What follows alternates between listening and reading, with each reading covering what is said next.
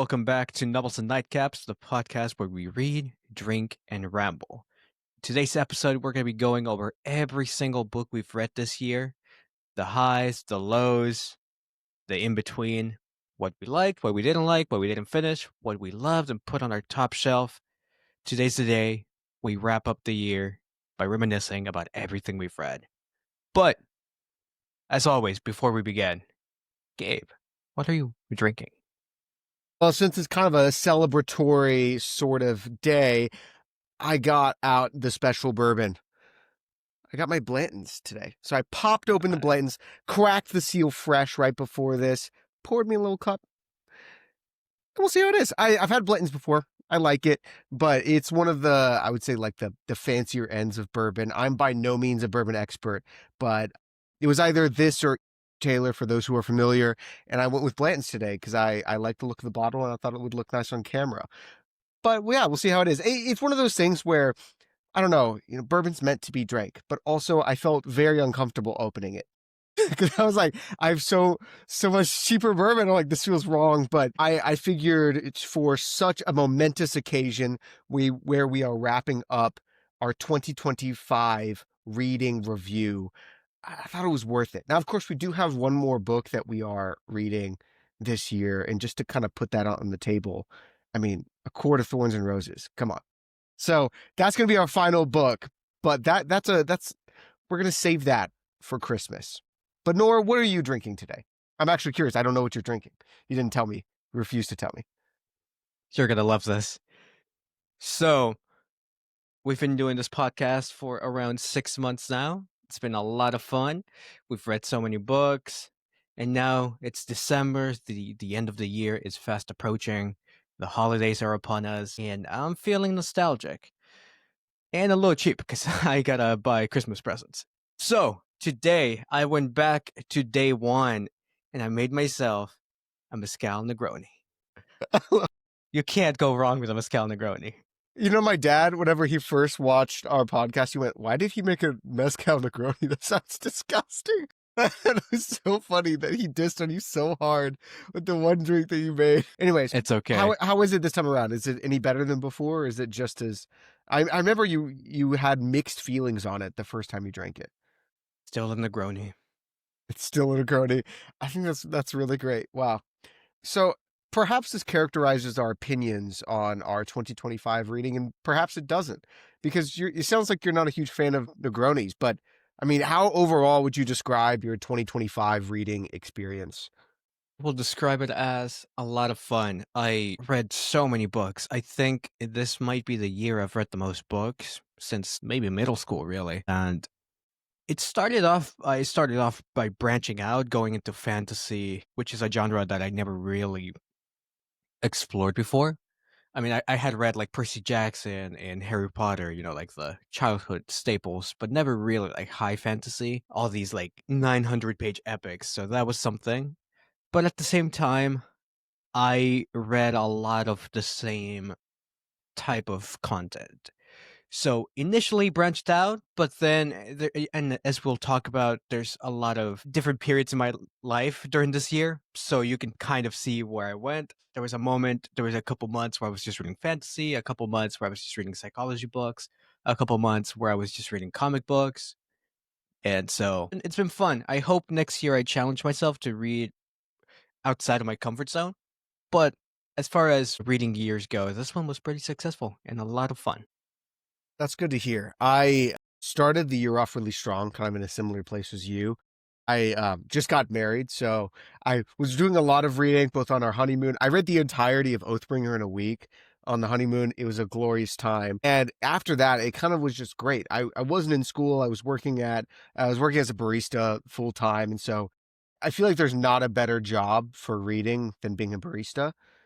And so I was crushing books left and right. But as school got started and I was moving across the country and life kind of returned to reality, it got a lot harder for me to read fiction. But that's what this podcast is great for, because while I was reading plenty of history stuff, I wasn't getting to read a lot of the fun fiction I usually want to. But in the podcast, we're able to still, enjoy and consume some of that content.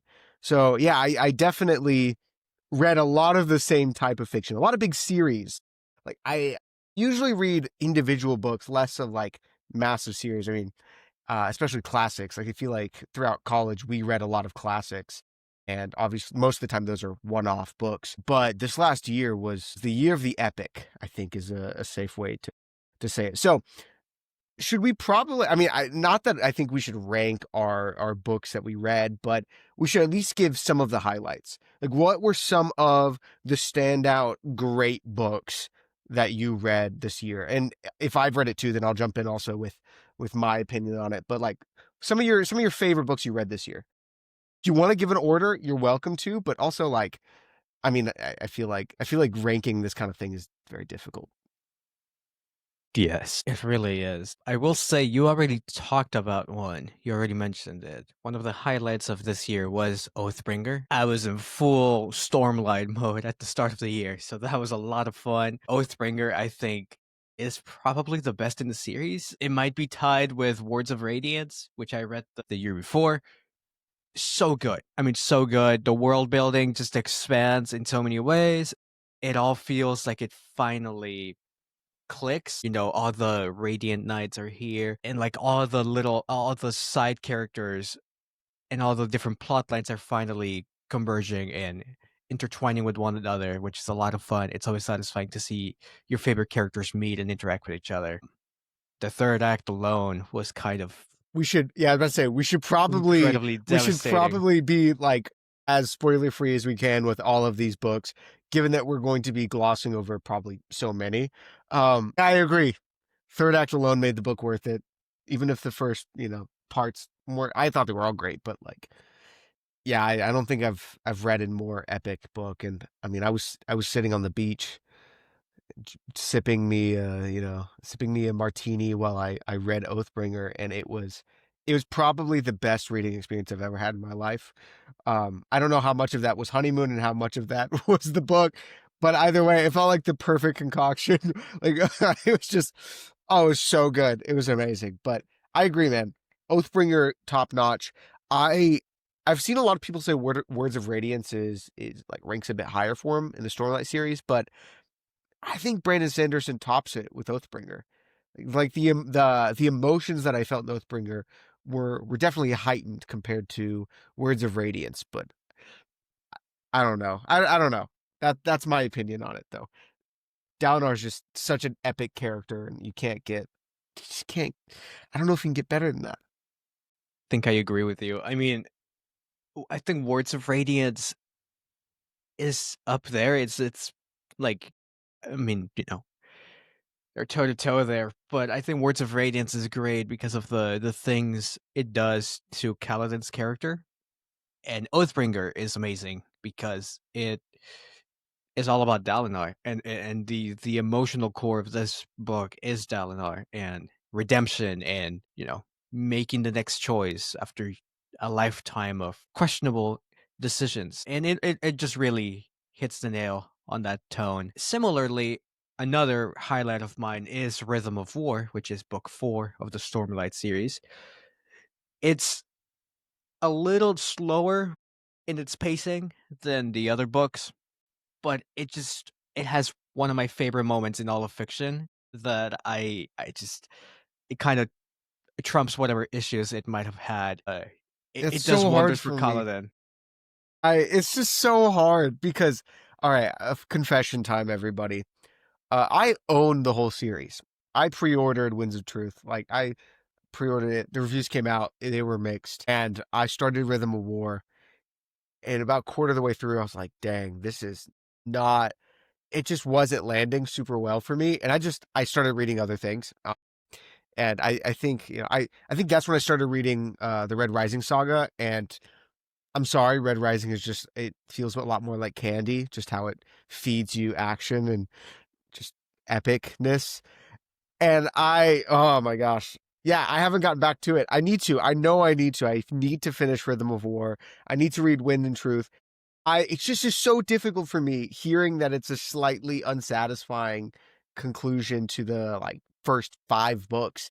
That's a lot of buy-in and a lot of time for something that I don't hear is going to be satisfying. Yeah. I think all that is warranted and acceptable for Wind and Truth. I still think you should read Rhythm of War. That's I'm fair. sorry, I That's fair. just No, Rhythm that's of fair. War. Honestly, for me, Rhythm of War feels like the conclusion to Kaladin's arc, which is unfortunate to say, because I mean, I guess I'm talking about Wind and Truth, which was one of my most disappointed books of the year. Wind and Truth just kind of it doesn't really deliver. Kaladin, without getting into much spoiler territory, he is really just hanging in there because he already had his emotional, like, I don't want to say Climax. climax, Yeah, but dude, yeah, bro, climax. Yeah. the emotional growth, the emotional climax. It already happened in Rhythm of War, and the whole time I'm reading this Wind and Truth, I'm just worried, like, how is he gonna top this? And he Just doesn't. doesn't. I mean, Okay, I have a there's an question though. I have a ending. The question. ending is Don't interesting. It's just so Okay, Nora, my question is you were both excited, anticipated, and then disappointed by Wind and Truth and Strength of the Few. I think we were both disappointed by Strength of the Few.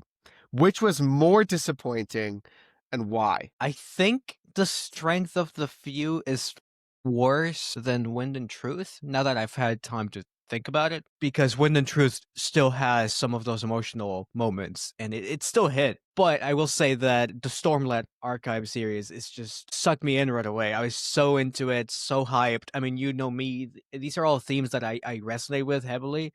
So for me, this was the story, and then Wind and Truth didn't deliver. So I think quality wise, the strength of the many is worse. Strength of the Few. The strength of the few, yeah. Uh, but like emotionally, I was more disappointed by Wind and Truth. I understand. Okay. I was just interested because I totally forgot that you read Wind and Truth this year. And so it's definitely worth mentioning because I imagine that's on a lot of people's radar. But that released in December. So I imagine for most people in 2025 who were big Brandon Sanderson fans and were keeping up with the Stormlight archives, they read it. But another series that actually just wrapped up is Christopher Rocchio's The Sun Eater series. I read the first book this year. I read it in, I think, January or February. I read Empire of Silence. I was not impressed when I read it. And I had heard like great things about the series. I picked it up, I read it on the airplane, and I was like kind of mixed on it. I was really disappointed. But I will say I have picked it back off the shelf to reread parts of it because the ending came out and the reviews are incredibly good. And I've heard like it's one of those books like Stormlight where it seems like it gets better and better and better as the series goes on. And it's just nice to know that a series ends well. Like it has a really complete series. And As that is opposed to the something. other way around. Yeah, yeah. I mean, there's so many good, like Song of Ice and Fire, like Game of Thrones is such. All the books are really good, but it's not going to end. Like we know the series is not going to end, and that makes it really difficult to try and convince new readers to jump in because the fact is, like, we're probably not going to get an end to the story. And every good story needs a good beginning, middle, and end. And I think that's the part we're missing with a lot of these epic series that they don't stick to landing. But Sun Eater apparently does. I cannot speak on this. I've not read it, but all of the trusted people I watch review things seem to really love it. So I gotta read it. I gotta catch up. So that's something I'm looking forward to in 2026 is reading those, as well as the ending to the Red Rising saga, as Red God is set to release, which is the final book in the series. Is set to release, I believe, in summer 2026. But similar to how you're disappointed in me for not finishing Rhythm of War, I'm disappointed in you for not finishing Red Rising. this is a probably honestly, Oathbringer's incredible. The most like intense reaction I've had to a book, probably in my life, is in Red Rising, in the Red Rising saga. Like specifically Golden Sun. Golden Sun is the entirety of the book. I don't think I've ever been more engaged every single page of a book than I have in Golden Sun. And it makes me so upset that you haven't experienced that. Because, like, I know I also did not love the first half of Red Rising, but once we get into it, I was like sucked in and I read it in 2 days.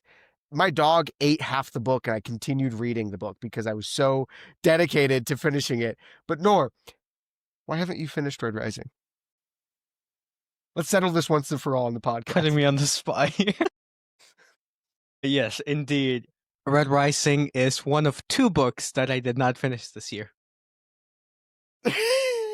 That's I so gotta be funny. honest, I just wasn't that into it. Dude, I you kept rolling gotta my read a little farther. You gotta read a little farther. I am all in for, like, suspending disbelief and, like, reading everything in context and whatnot. I'm very open-minded. This never happens, but as I was reading the first 100 pages of this book, I just kept rolling my eyes at every single page. It just was so cheesy to me. Yeah, no, it is. So I think I've told you this. The first book is designed as like a YA novel, and then it immediately just expands into this. And I think by the end of the first book, you realize this. It's more of a galactic like drama. It's a really epic sci-fi space opera that it seems like it tricks a lot of people into reading it because you're right. It presents itself as YA. And the beginning of it is very much roll your eyes. And it took me, I think, like 2 months to get through the first half of the book because I was also not very into it. And then I just hit a point where I think I had it on both audiobooks. It was free and physical. And I was playing Minecraft and listening to audiobooks, which in my opinion is the best way to listen to audiobooks is to play Minecraft. And I like hit a point and I had to turn off the game and pick up the book because I was like, I can't just listen to this. I need to give it all of my focus. And you'll hit that point, Nor. The I next time tr you pick it up, I you'll hit it. Dude, you'll hit that point. You mean the 4th time I pick it up? That's Fourth right, I've time. tried to pick this up 3 different times. I You can never do make it. it past page 122. Power through. Just pick up from page 122. Just keep going. Just keep going. You don't have to restart every time. It's just not. Oh I my keep gosh. forgetting what happens. Read, dude. There's a whole wiki dedicated to all of Red Rising. Just read the wiki for the first couple like chapters. Oh my, I I'm trust you. sweating. I You're trust making me you. sweat. You're making I me will sweat, pick up Nor. Red Rising. I'll buy a I physical started, copy my and I'll gosh. read it again starting 2026. I'm so sweaty. However, I do think the cover sucks. I'm not a fan of the covers. I think they're They do. so ugly. They are a And big turnoff. it's a shame. I think they're awful. So that is my number one criticism. The covers suck and they need better covers. I know there's like probably some. But yeah, Pierce Brown, get on that. Get on that. Make Yeah. better covers. But you heard it here first, folks. Red Rising 2026. Yes, dude, I will happily reread some of the books. Okay, what else did we read? I read the Red Rising saga. You read the rest of the Stormlight archives. What was your biggest surprise this year? What's a book that you didn't expect to get really into or like attached to, yet you did? This is a book I picked up on a whim. I guess I, you know, I graduated college. I kind of just haven't been around the school setting for a while, so I haven't been around my background, like around my degree for a while. So I was feeling kind of nostalgic and I wanted to read something psychology based. So I picked up this book, which has a really not necessarily appealing title, but I had heard really good things about. And I picked up The Courage to be Disliked by Ishiro Kishimi and Fumitake Koga, and it ended up being Dude, my favorite book of the year. It is so damn good. I think it's either this one or the second one that made me cry at the end. Just of how cinematic it all felt. It's a psychology book. It explores Adlerian psychology, which is also known as individual psychology, which has a very misleading title because it's all about interpersonal relationships and being a part of a system, right? But it's framed as a philosophical discourse between this philosopher and this like cynical young man. that's cool. And I read it while listening to the audiobook, and the audiobook had actual actors like performing this dialogue. So the whole time I felt like I was in the middle. I was watching a conversation unfold, and these two very different ideologies just fighting against one another. And it quite frankly has changed the way I see a lot of things. And it has definitely made the second half of my year a lot more fun and easy. So lots of lessons That's there. Highly recommend that book to it's anyone and incredibly everyone. high praise. It's two Japanese authors. Yes, Did you love your they Japanese made books? no for sure. Oh, you're gonna hear a lot more Japanese names in a second. But yeah, The Courage to be Disliked and The Courage to be Happy. Great books. Highly recommend. I reread them a couple times. Each of them each of them takes you maybe like 5 hours most. Really good. Really good stuff. Did you read any Murakami this year? Speaking of Japanese, I figured we should probably talk about one of your favorite authors, Murakami. Yeah, Haruki one of my favorite Murakami. authors, Haruki Murakami. Let's see, let me count. Are you counting? I read one, two, three books. Three books by Haruki Murakami. I have yet to finish a Murakami book. It's really different. It's a different mindset. It's a very different mindset. For those who haven't like read any Murakami or haven't even heard of him, what is the best explanation of the? 'Cause from what I've heard, all of his books have a very similar vibe. Like he has a very specific vibe that he Quite hits. frankly, if you've read one, you've read all of them. Okay. But the vibe is metaphysical mystery, surreal, liminal. There's a lot of themes about love, loneliness. There's a lot of just mystery. Things happen in his worlds that don't necessarily make sense. People suddenly vanish from the protagonist's life. People are suddenly drawn to the protagonist. The protagonist is kind of the same in every book, but it's just very like mysterious, very dreamlike. Honestly, it's just always fun to read those books. It's an interesting mindset. Probably my favorite one that I read out of the three is After Dark. It's an experimental, which is, kind of funny because Murakami feels experimental as a whole. Yeah. But this one is experimental in the sense that it takes place just over the course of the late night hours. So I think it's after midnight. So from midnight to 5 a.m., downtown Tokyo, this girl just cannot fall asleep. And so she starts off at a Denny's, and then from there, all sorts of things, all sorts of strange things start happening to her. What makes this one really weird is that it was told through a third person point of view, or not third person. The pronouns used were we, like we see this character doing this.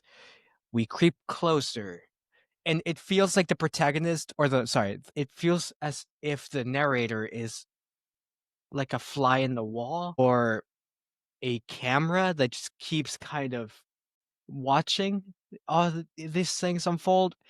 But there's a second plot line where a character is just asleep the whole time, and it's somehow the most compelling part of the book. It's so creepy, so scary, and it is so weird. I mean, if you've ever seen the movie I Saw the TV Glow, it has that kind of vibe. It's a It's good movie. very, very weird. And I read that from midnight to 5 a.m. So I was kind of on the same boat as the protagonist. So that was quite an experience, quite a surprise. Big fan of that one. Yeah, that sounds sick. I don't. It's not. That doesn't. It's not second person because second person is you. It's not first person. It's not third person. I guess it technically might be third person. I don't. Yeah, no, that's a really interesting thing. It's like a documentary, particularly an Australian documentary, You one know where that they're looking at safari animals. It's you the know that experimental movie we saw in our film class where it was just a Koenigsegg. bunch of like, yeah, it kind of felt like that, but in a good way. I don't remember how to spell Koenigsegg, but it's something like, you shouldn't even try. It's not worth seeing anyways. Yeah, No, it's not. Koenigsegg is like this awful experimental film where it's literally just random shots of like the beach with really dramatic music, and then it's a shot of cars going by, and it's just as that for pretty much an hour and a half, maybe 2 hours, and it's very clear like, oh man, and nature. Look at man build industry which destroys nature, and it took an hour and a half to 2 hours to communicate that very thing. There's no plot, there's no characters, there's no speaking, just sound, just a soundtrack and dramatic video, and it was awful. And we had to watch this for a film class. It's not like we had a choice. Like we had to sit down and really engage with this film, and it's probably the maddest I've ever been watching a movie. It's We so were frustrating. sleep-deprived freshmen It's so frustrating. that could have used that time to study for our finals. No, instead we had to watch freaking videos Stock of footage. people. Yeah, stock footage of like lights at night, and it was awful. The Roku City background is more interesting than that movie. Yeah, no, it's awful. But speaking of academics, I have a few shout out books that I've read this year from my studies from my PhD school that are not like directly super academic history books, but I've read them in an academic setting. And for those of you who don't know, whenever you're reading for PhD school, you don't typically read page for page, right? I get assigned 4 to 5 books a week. I'm not sitting down and reading each like 400 pages really intensely. That's just not how you read. That's just not possible. You don't have enough time to do that. And so you kind of break down a book. You read the introduction, the conclusion, a beginning and end of chapters, and then you read closely on a few chapters that you think are particularly interesting or apply to what you study. That's kind of how you break down a book at the graduate level. But there are a few books that I opted to read word for word, page by page, that I thought were transformational, kind of in the same way with your psychology reading. I read the book Ordinary Men by Christopher Browning. It's kind of made its way into the mainstream.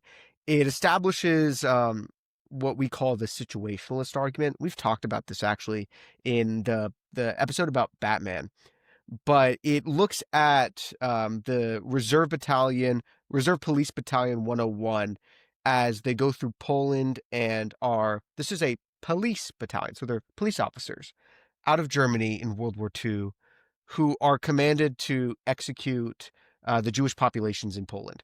They alone, so one battalion is 500 men, is responsible for the deaths of 80,000 Jews. Now, 45,000 of that they deport them to Treblinka, I believe, and then like 35,000, something like that, 40,000 they personally shoot. But the thing is, these were not SS soldiers. These were not trained killers. They were police officers. They were working class men of all ages who thought that they were getting out of the war by joining a reserve police battalion, thinking that they would stay in Nazi Germany. They were not particularly like radical Nazis. These weren't crazy, ideologues. These were normal men who somehow, some way, became mass killers, mass murderers.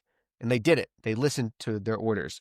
And the book essentially uses the interrogation dialogue for like 200 of the men after the war because they got arrested and they were interrogated about their time during the war. So it's 200 interviews that he uses to essentially stitch together the movements and the motivations for these men.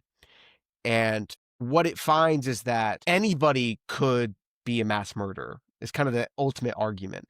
Is that it's the social pressures, it's the leadership, the drive to conform to the men around you, the fear of reprisal. It's all of these different social pressures that push people to commit horrible atrocities. And it, first of all, was really well written. And so it was just like a good read in the sense of well written. It was also devastating, obviously, because you're reading really intimate accounts of awful tragedies. But it was really enlightening because I think that we don't often want to think about the dark shadows of humanity. You don't really want to think too much about that. And when you do, you watch a documentary and call it a day, to be honest. Whereas this book felt like it truly tried to ride the line between trying to understand perpetrators without accepting what they did. And it was really done well. So yeah, I would highly recommend that book. It's a lot more nuanced than, of course, what I just described, but it's really well written and is really troubling, just to be honest. And the other book I have that is related to World War II, at least, is A Woman in Berlin by Anonymous. We know the author's name now, but she didn't particularly want her name to be known. So an investigator published it in like a newspaper after she died, kind of against her will, which is not cool. But she was a woman in Berlin whenever it was invaded by, or I guess taken at the end of the war. So it's during the Russian occupation of Berlin, also known as the Rape of Berlin, where many, many women were, they suffered sexual violence. And this is a diary from one of the women who were there.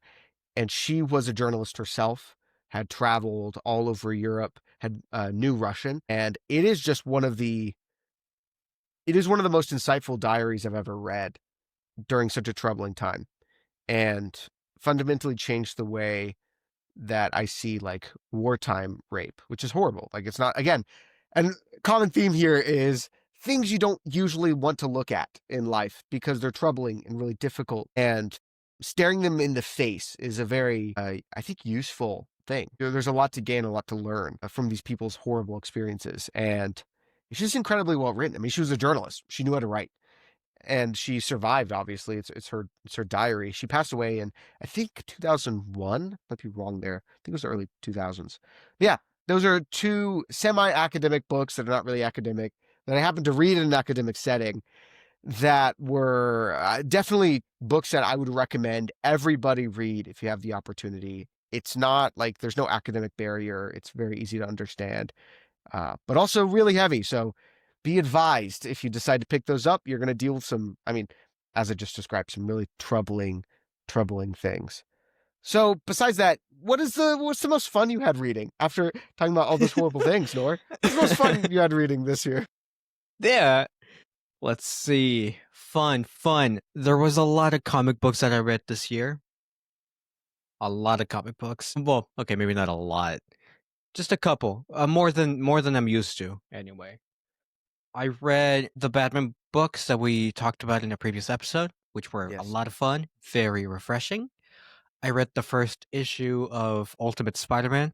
I'm trying to get the second one. They're just really pricey, which was also really refreshing. This is the Spider-Man that doesn't get his powers in a universe where there's no superheroes. There's a lot more behind the scenes, I think. I'm not entirely familiar with the lore, but I know that in this universe, Spider-Man has a family, Uncle Ben's still alive, there's just no superheroes, and something is missing in Peter Parker's life, and that is this idea that he can be someone greater. He can actually do something that helps people. And then he is given the chance to become Spider-Man, and he takes it, and just a really Wait, fun issue. Very wait, what does that mean? What does refreshing. that mean? So he doesn't have superpowers, but so he's basically Batman?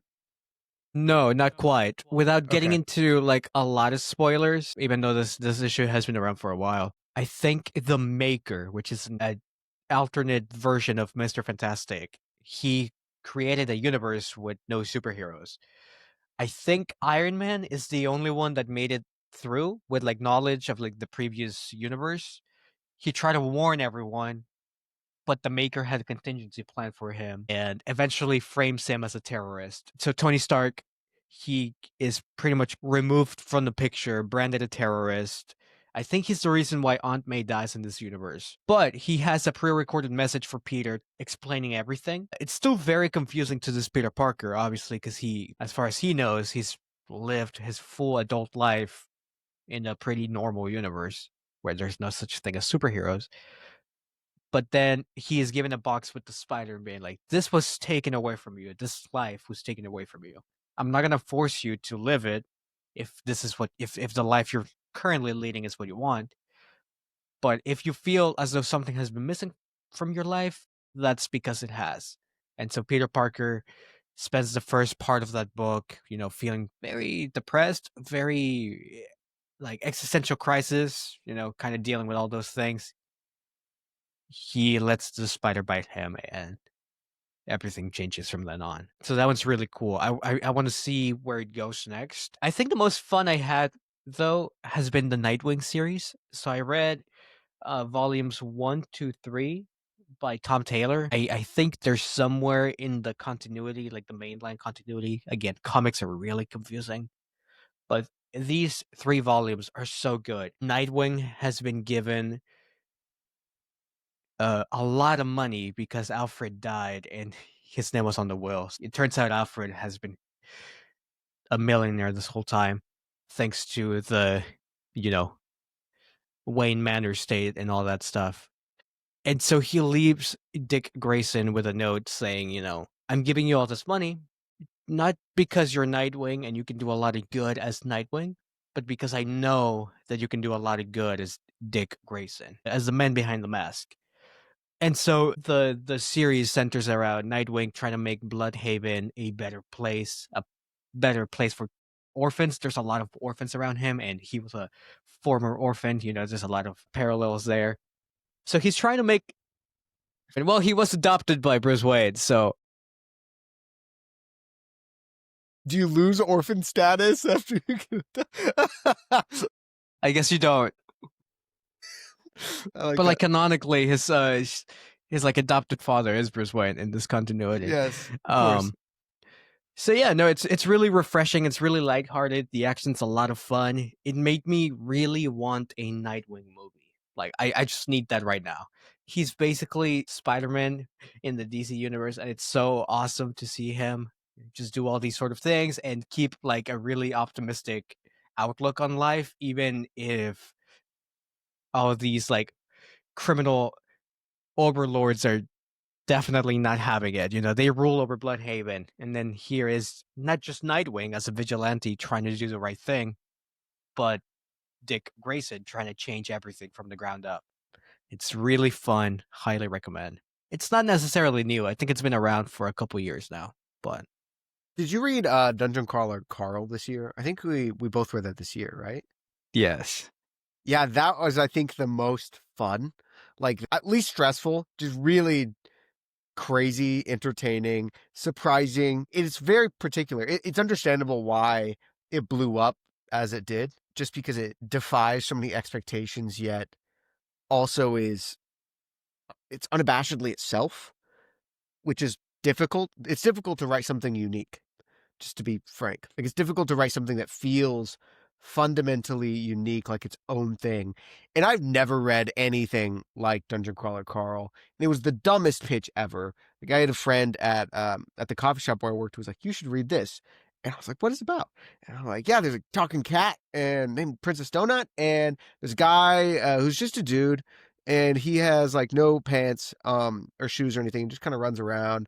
And there's an intergalactic game show that he's a part of after Earth gets squashed, and he's got to survive floor to floor. And anyways, it's sick." I was like, "Oh, okay, I understand it." And it all of those things and more. And I've tried to read some other lit RPGs. Have you read any other lit RPGs before? Like, I tried. It just doesn't hit the same. No, my only experience with that genre has been Dungeon Crawler Carl, and it has been a delight. It's been so much fun. Yeah, it really is fun. I read most of He Who Fights with Monsters, which is another lit RPG, and it's enjoyable. It's good, and I can't help but compare it to Dungeon Crawler Carl. And that's the difficulty here: is whenever a genre feels so niche and so particular, you compare everything within that genre to insert original or insert your favorite, and that's very problematic. We need to do an episode about this, but I'm a hater of genre. I'm a genre hater. I don't like it. I don't like genres. It's annoying, and it feels like you pigeonhole yourself into reading one thing over and over and over again because that's just what's popular, and I hate it. And it does this. I think that let books just be their books. Just let a book be its book. And I understand it's for marketing and blah, blah, blah, but it guides so much of what we read to an uncomfortable level. But enough of that. That's for a later episode. And, okay, I guess the ultimate, because while this is a celebration of all we read in 2025, it also acts as, number one, a kind of a quick list of books we liked this year that we would recommend people read. And number two, a few books that were kind of stinkers this year that we would recommend people don't read. Red Rising. No, No, shut up. I'm playing. So, okay, what was a book this year that you read that you would like, that you finished, that you would say, honestly, don't bother? Yeah, I would say it could even be one that we reviewed here, because I think probably some of my least favorite books are the ones we reviewed, but What would you say? Forget how strongly you feel about not finishing a book and I feel very strongly dissing about on it. Reading a book you haven't finished. Yeah, we had a whole thing about this. Let's see. The biggest disappointment of the year. Not What was the name of disappointment. that? The Not biggest disappointment. It's just stinker. The biggest stinker stinker. of the Yes, year. stinker. What was the name of that book you wrote? No, I'm playing. I'm playing. I'm playing. I wrote a book, everybody, called The Bastion. Comes out February 1st. Mark your calendars. Pre-order on Amazon. The ebooks on Amazon, and the paperback will be available February 1st. I have the thing out for ARCs right now. So ARCs are advanced review copy. So if you're listening in on this and you want to be a part of the advanced review copies, which means I give you a free book and you review the book and give an honest rating on Amazon or social media or whatever, then Norris, you're responsible for this. Put the link for the forum down in the description. Well, you can go see it there and maybe sign up if you're interested. But Nor here was one of my alpha readers. So I had like just written it, and you were reading it while I was writing it. You were one of the few people. It was like my dad, you, Hugo, and I was sending it to them like as I was writing it. And so they got the rawest, most unfiltered, unedited piece of garbage ever. So I understand. I understand it's the stinker. It's the worst. It was not a stinker. It was not a stinker. We'll put the stinker on hold for a moment because I do want to talk about The Bastion. The Bastion. I loved it. And I'm not just saying that because I'm your friend. I loved it. It's the first book I've ever read that has that like vibe or genre. I'm just not that experienced with whatever genre that was, but I liked it. I want to read more of that. I'm a sucker for heists. I thought the characters, aside from one, which we gave you a lot of notes on, were very fun and interesting. The protagonist, and you kept telling me that you were like kind of discovering the stories you were writing it, and it really did show, because the beginning, the character is vastly different from the character we see at the end, and and I'm not entirely sure how much you've changed, but what you were doing at the end of the book, once you had like this really good idea of where you were going with the characters and the whole theme of the book and the parallels between the protagonist and his environment, I thought that was one of the greatest strengths of the book. I'm still really salty. I don't know if you kept it or not, but I'm still really salty and mad and all sorts of confused about this one character that the whole book is told mainly through the point of view of two protagonists, right? But then you had this one chapter that had the POV of a prisoner. You had me feeling like he was going to be a key player, and then something happens to him that proves that he wasn't a key player. I should probably give a quick rundown of what the book is about for people who don't know. So I guess my quickest pitch on it is it's set in like a Victorian steampunky sort of environment where this substance called Ethereum is the stuff of life, right? It's both used in your like electricity. It makes the lights run. It also is a drug. It helps people for medicine, but it's also addictive. You have junkies in the street using it. It's kind of it's like if you took gold and oil and everything that's valuable in society and smashed it into one item, which is why I would call it a gas lamp fantasy, because gas lamp is technically the genre, but also it is steampunk, so it rides the line between them, and that's why I hate genres, because it's difficult to place it in one thing. Anyways, regardless, it's about this character who is a professional prison breaker who breaks people out of prison who are unlawfully or unjustly imprisoned, until one day he is told that he is supposed to break an infamous terrorist out of a sky prison, basically Sky Alcatraz, known as the Bastion. And after some things go awry, his partner in crime ends up in the sky prison, and he is forced to go in after her and break out of the unbreakable. Now, this expands into something a lot more, but you'll have to read to find out. And to answer your question, Nora, yes, I did change that frustrating chapter because that was called me being lazy and not knowing how else to show a character's motivation. I was like, I want to build sympathy for this guy before something bad happens to him. So that's my bad. So the ending has changed just for you. I guess this isn't really for anybody else, except for maybe the beta readers out there who are listening in. The ending has changed. From the time you read it, rewrote like honestly, like the first 5, 6 chapters, just because I had never written a book before, and the first few chapters were garbage. So I rewrote them, just completely rewrote them. There are some major changes in the fourth act, like major, major, major changes where characters who passed away are kept alive for a bit longer, characters, so on. So it's a lot of big changes there. So Noor, hopefully you're in for a treat whenever you get to read the edition when it comes out, or if you're an ARC reader, either way, I think you're in for a different experience that hopefully is a bit better. No, I had a great time writing it. I read it because I wasn't in school, but I'm writing my second book now. It's not the same series. It's completely different genre, which I hear. What? Yeah, it's a completely different genre. It's like cyberpunk. So I'm about 50,000 words in, so a little over halfway. So we'll see where that goes. But yeah, February 1st, mark your calendars. That was the longest book I read this year because it took so long to write. And I'm sick and tired of looking at stupid Barris. The protagonist's name is Barris, and I'm just I love him, but he needs to go. He needs to leave. The most frustrating part about that whole experience was that every time you sent a new PDF and I would finish it, it would show up on my Goodreads and it would mess up my tracker. But I did keep one at the end. It says unknown author, untitled by unknown author. That's your book. I kept it Dude, there because it counts. I appreciate it. Now let's talk about real stinkers, though. Yeah, Let's thank you. see. Stinker, stinker. I read this book that was supposed to be really cutesy and like really simple, and I was bored, and I like cutesy simple movies, so I figured a cutesy simple book might fit the vibe. Yeah. This was called Days at the Morisaki Bookshop by Satoshi Yagisawa, and it has I don't know if it's like high praise, but it has praise to some extent. I was not a big fan. I mean, it started off strong. It has this simple premise.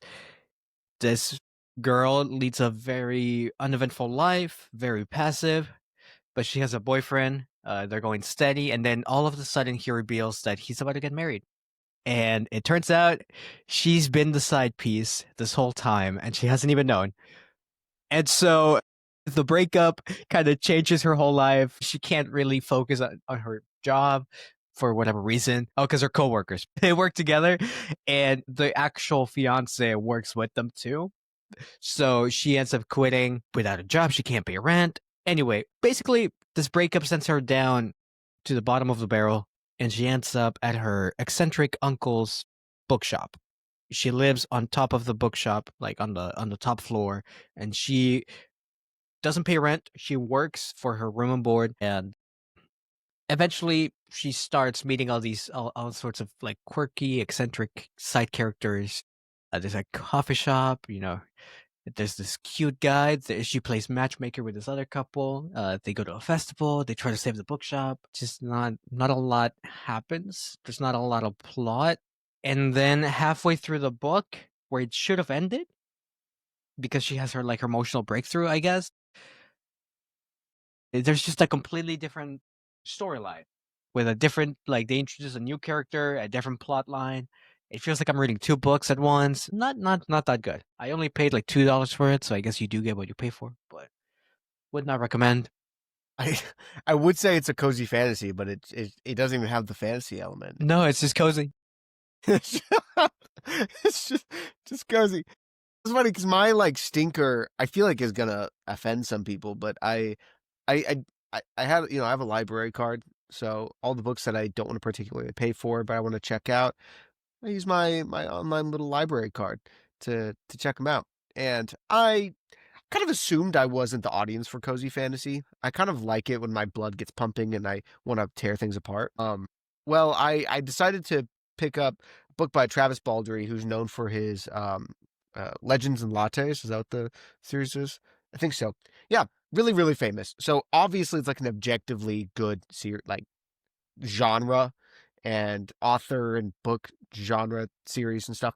Well, Legend of Lattes was not available via the library, so I picked up another book by him, Bookshops and Bone Dust, and I gave it a shot, read it, and I was like, yeah, this is really low stakes, huh? Like, this, not not much happens. It's about this like barbarian orc adventurer woman who is injured for a while in this like seaside town, and like the vibe is nice. Like I was like, that's a nice vibe, but I never wanted to pick it up and read it. Like I never. It was one of those things where I was like, I should read this. I should. It's good for me to read this. Yet it's just not. It's not my vibe. It's not my vibe. And that's yeah, it wasn't bad. It was so stale. But that's not a real stinker. My actual stinker, and I hate to say this, was Catabasis. I Mm. I did not like it. I really didn't. And I don't understand why people liked it. And the more I've thought about it, the more I've been like, I really did not enjoy that reading experience. Yeah, I've tried to think of worse books I've read, but most of the time when I'm reading a book and I don't like it, I just don't finish it because I don't like it. Like I have better, I have only so much time in this world. Might as well read But you stuff I wouldn't rate those enjoy. books, would you? Because you No, I didn't would finish never. them. Yeah, exactly. I would never, because that's unjust. All right, that's unjust. I would never rate a book I didn't finish. So, anyways, yeah, Catabasis. I I would say don't read it. I think it's a stinker. Buy the book because it looks really pretty. The hardcover is beautiful, but like, don't read it. Just buy it. That's what I would say. I don't know. You know what? Like that book was so, it just flew over my head. Like Yeah, or not even. I guess like the equivalent of like it goes in one ear and out the other, but for like eyesight, because I read the book. It didn't. I completely forgot about it, and we did a whole episode on it. So yeah, I would also add that to one of my stinkers. Just not a good time. I Granted, I was on a business trip working like 60 hours a week, sleep yeah. deprived. Uh, but it just wasn't fun. It just wasn't fun. Like I would have maybe like 5 hours of free time, and I would be sad that I had to spend those hours with my headphones on, reading my book, a book that I did not like Like I while I will at was least reading. say we crushed Strength of the Few. Like we read that so fast, very short window for us. We had like a week to read it, so we really crushed that. And I wasn't sad I had to listen to it. Like I was still very much engaged, wanting to know what would happen. Like I was disappointed in the book, absolutely, but I was by no means sad that I had to read it. I was very much wanting to find out what would occur. Catabasis, I did not care. I would have been Mhm. happy reading the plot like on a wiki or something, like on Wikipedia. Uh, that being said, though, some of the surprises for me, Will of the Many was really good. Didn't expect it to be that deep. I heard good things about it, but I also heard it was a lot like Red Rising. And to be frank, Red Rising doesn't inspire deep philosophical thought for me. It just is really exciting. Whereas Will of the Many felt like there was a lot of depth there that we got to explore in our conversation. And I also read Tomorrow and Tomorrow and Tomorrow. We've talked about that on this Yes, podcast before, but that was one that you recommended to me, and it did not disappoint.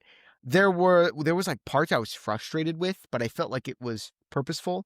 Like the character was doing the Sam, wrong thing. Yeah, yeah, Sam. And oh my gosh, there's Sadie. yeah. That book is very good. I'd highly recommend it. Trying to think, I this was a year. This is going off of us reading a lot of the same thing, right?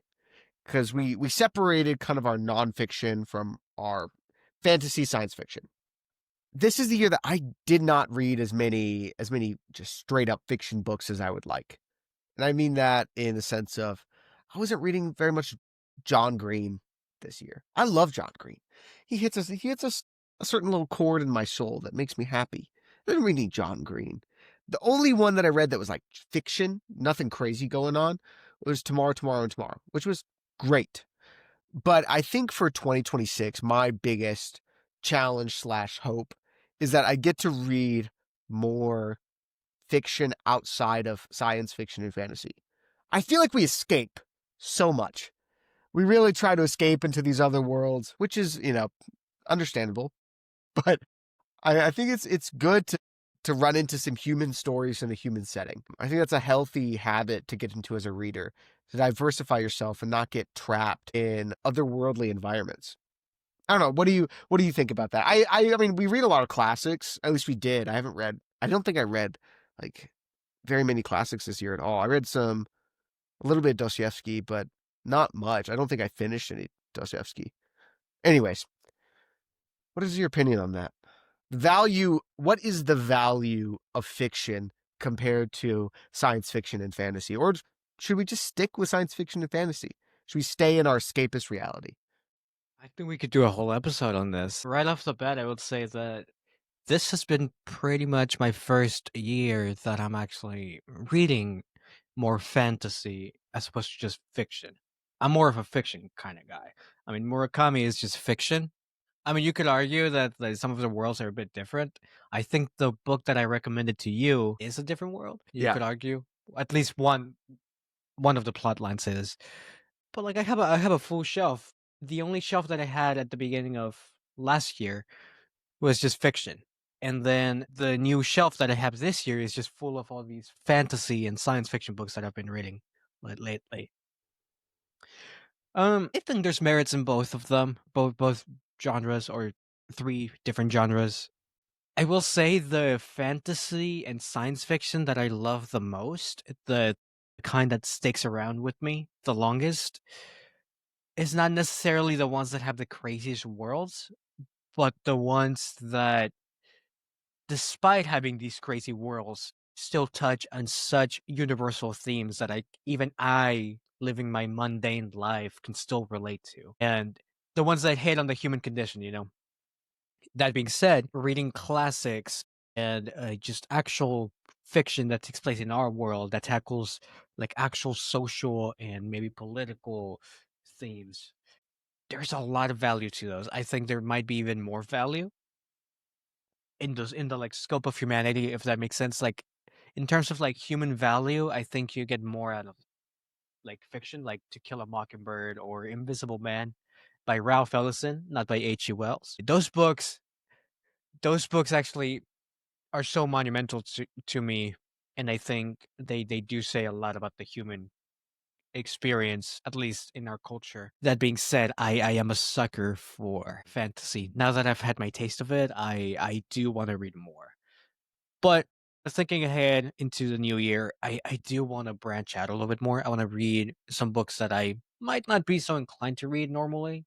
Dude, See what erotica. I erotica. Yeah, we're kind of starting. We're kind Yeah, of we're starting with Court of Thorns and Roses, and from then on out, it's just erotica. That's right. Novels and Strap Nightcaps is in. now a romantasy erotica podcast. And we're not even making cocktails anymore. It's just wine. Red It's just wine. wine, red wine and gossip, baby. That's all we're in for. Woo! Oh my gosh. No, I'm with you, man. I agree. There's like, does historical fiction lump into the same category as just general fiction? Like, do you see those as the same, or does historical fiction separate itself as something different? Because sometimes it can feel a bit fantastical. Like, and because I mean, if you write a book about, like, I don't know, Alexander the Great, it's going to be on that epic scale that you can achieve roughly in fantasy and science fiction, but otherwise, I mean, you just can't hit the extreme nature of science fiction and fantasy and general fiction. But I think you might be able to a little bit in historical fiction. I think so. I just think like in my experience, the historical fiction that I've read, the feeling more like actual fantasy. Yeah. But that might just be like the type of historical fiction that I've read, because most of it I've read for school. Like it's not a genre that I necessarily gravitate toward. And I'm sure there's books that I've read that are considered historical fiction that I just never thought of as that way. It's one of those genres that I find kind of hard to notice. Like Well, it yeah. I just mean, because feels like normal fiction to me. if you're Yeah. reading like an old book and it's like set 30 years before and it's supposed to be historical fiction, and you just don't know because it's like, well, it It's was like released it in just feels like 1920. yeah. Yeah, it's like it just old book. It just has that old. I understand. That makes But sense. I Yeah. will say like nothing. I mean, Kaladin's highest moment in Stormlight is amazing. I just get a different kind of high. Not necessarily like better, but just a different kind of feeling reading Atticus Finch standing up for what he believes in. I feel like I You just know get what I mean? depression. I don't know. I Like feel like it's I just get depression reading general fiction. That is something that I would say very rarely do you get a lot of optimism in fiction. Like, it is typically, not always, whenever we're talking about literature, I think that's probably the more apt title for what we're talking about. Whenever you're reading literature, it's kind of cynical. Like a lot of literature is quite cynical, or at least pretty pessimistic. Whereas fantasy, on the whole, is a far more optimistic take. Even in things like, I don't know, Game of Thrones, there's still elements that feel very optimistic and righteous. And Atticus Finch, I mean, you're right. He stands up for what's right, but I mean, like in the entirety of the book, it just kind of seems a bit futile at points. So I don't know. I often it makes me think more, but I also like feel pulled down a lot of times by the weight of the themes in a good way. I don't think it's a bad thing at all. I think it's healthy, but still, I don't know. What is your take on that? Yeah. Do you think it tends to be very optimistic? Uh, and Okay. now that you bring it up, and I've been thinking about this for a while, but I used to be very cynical in high school, and I think that's largely because I read a lot of just really depressing fiction. I mean, I have a full row of Hemingway books, so that should tell you something. Hemingway's really depressing. I don't think I've ever finished reading a Hemingway book feeling happy, except maybe The Old Man and the Sea. The Great Gatsby, amazing book, just really, really depressing. But I think it's more so them just being unapologetically real, keeping it real. And I think there is a merit, it's really healthy to have exposure to all these sort of ideologies and philosophies of life and outlooks on life. So I think a healthy mix of fiction, science fiction, fantasy can do wonders for your soul. I think you should get the full spectrum of the human experience, which is Dude, one of the beauties of reading. I'm with you. I mean, just from my like academic recommendations you've seen, like pretty much, I mean, I'm a military historian. I study military history and like social military history. If it says anything on my reading list from my advisor, you'll think this is funny. I study World War One, demobilization, blah blah blah. I'm not going to make everybody listen to that, but one of the things I had to read was Ernest Hemingway's short story "A Soldier's Home," which is about like a World War One veteran coming home, and it's just really a bummer. It's just, and that's most of, I just read most of the stuff you read that are like history books are just kind of bummers. But that's why this like fantasy and science fiction is so important because it gives you this feeling of agency. I think is a really good way of putting it because I think we often feel so stuck in systemic oppression or we feel so stuck in our situation. We feel so stuck in the world that is constantly crumbling. Like every single year, everything seems to be falling apart. And in these stories, in these fantastical stories, we get to see somebody do something about it or stand up for what's right. And almost always, when they stand up for what's right, like you get the feeling that what they're actually causing change. Now, of course, good stories add in nuance and complication. I mean, Dune is a good example, right? Like there's complications there, yet there is this kind of this fundamental feeling that change can happen and change can be good. Whereas sometimes that's lost in real life. Because often when you see change, change comes with a whole lot of blood. And I mean, we see that in narratives, of course, as well, but it's not real. That's the saving grace of it all. It's not real. And I think you hit the nail on that, and it reminds me a lot of the courage to be disliked, at least in the sense that, we can change despite our histories. I mean, and there's a whole chapter where they talk about history, which I'll send you the excerpt soon enough. See your thoughts on that. I'm sure it's this oversimplified take on it, but for the purpose of the book, it works wonders. You know, like fiction is a little depressing. It touches on a lot of very real themes that humanity has been experiencing for a while. We've had a pretty bleak existence to some extent. A lot of war, a lot of famine, a lot of a lot of bad stuff, right? Especially the last century was pretty bad. You're talking about the century of genocide. Is that what you're talking about? Just And yeah, curious. yeah, that one. There's a reason it's called that, and not not something else. A century of sunshine and flowers. Yeah, unfortunate. But the value in a piece of fantasy or science fiction is that it gives us an insight. It's like a window into a world that we can eventually get to. Maybe not like the actual like magic and uh like all that world building, but the idea that we can make a change. We can change. Humanity can change. It really hits on that notion that I think a lot of us have, where we just want to contribute. We want to be a force of good. It's just obviously a lot harder than it's easier said than done.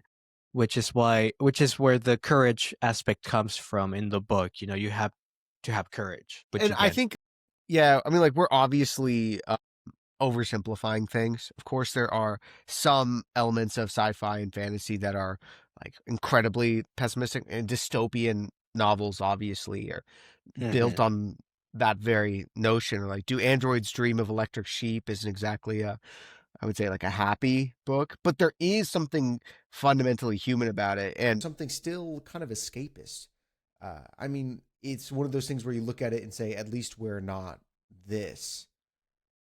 And there's also that element of escapism too that is not only saying here's a better world, but it's also saying here's a worse one. Here's how bad it could be, but it's not. That's something I think we sometimes forget whenever we think of escapism. But I mean, what is the appeal of a dystopian story? The appeal is in part seeing where things could go. It's, in part a warning. But it's also, I think, it's one of those things where you identify how good you have it. I mean, obviously, most of the time, dystopians are a commentary on today and the problems with today and where those could eventually lead. But it still makes you still a little bit more optimistic about the present because, I mean, we could look at the Hunger Games, for example.